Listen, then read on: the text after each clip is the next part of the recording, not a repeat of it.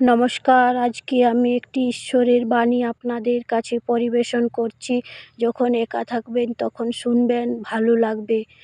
এই হলো পরলোকবাসী সকলের কাঙ্ক্ষিত জন, হে করুণাময় প্রেমাস্পদ, এই অসহায় আত্মাগুলি তোমার প্রেমে বিমোহিত।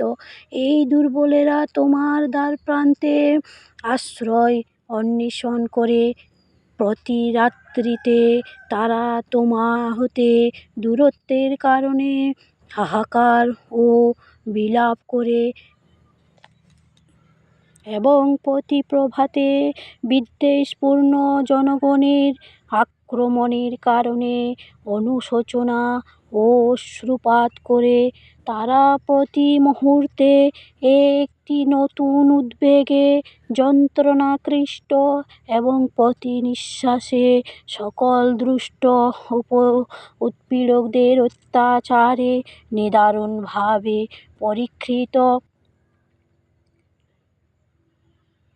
তোমার প্রশংসা হোক, তৎসত্ত্বেও তারা অগ্নিমন্দিরের ন্যায় বহ্নিমান, এবং সূর্য ও চন্দ্রের ন্যায় তারা অত্যুজ্জ্বল।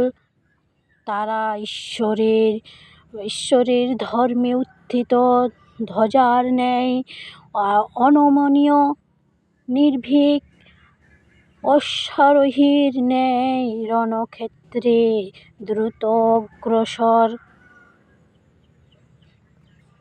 তারা সুমিষ্ট পুষ্পকরকের ন্যায় প্রস্ফুটিত, এবং সহস্র গোলাপের ন্যায় আনন্দে পরিপূর্ণ।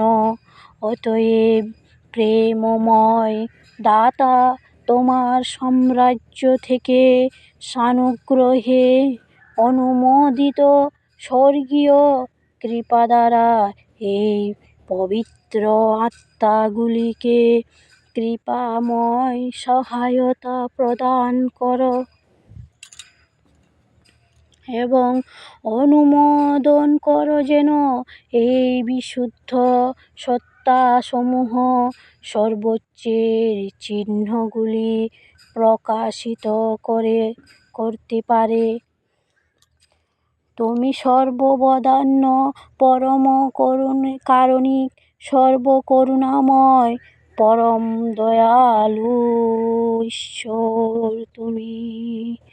ধন্যবাদ।